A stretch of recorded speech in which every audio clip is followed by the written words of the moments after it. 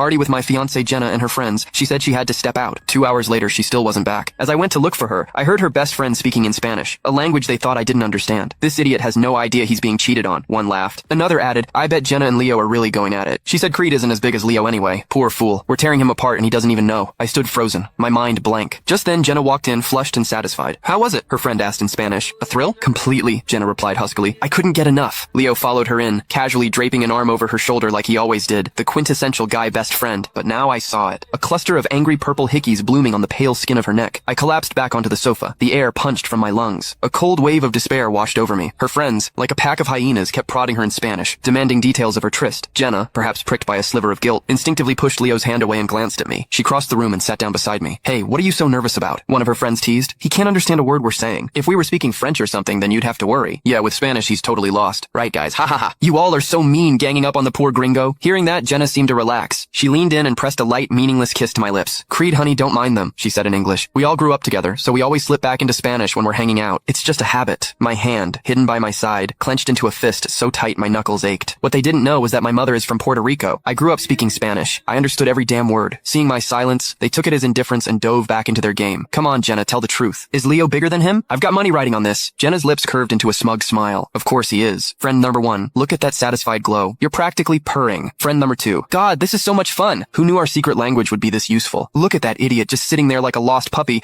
not understanding a thing. Leo shot me a look of pure contempt and then mouthed to Jenna, Jenna, just marry me. Why are you with him? Jenna just laughed, her hand moving to my shoulder, kneading the tense muscle as she spoke in a mocking tone. Marry you. Don't be ridiculous. I know the difference between reality and a good time. You're for fun, Leo, a thrill. You're my stress relief in bed. But Creed is the one I love. Could you put me first in everything? Could you treat me like a princess? No, you have a temper. Only Creed can do that. I had a fever once when he was on a business trip overseas, and one phone call had him on the next flight back. The memory, which once warmed me, now felt like acid in my veins. All my devotion, all my love. And this is how she repaid me. With betrayal. Shit, Leo suddenly said. I forgot to wear a condom. You might be in trouble. Damn it, Leo. How could you be so stupid? Go buy me a plan B now. Hey, he said with a wicked grin. Why don't we make Creed go? If we're going to play, let's go all the way.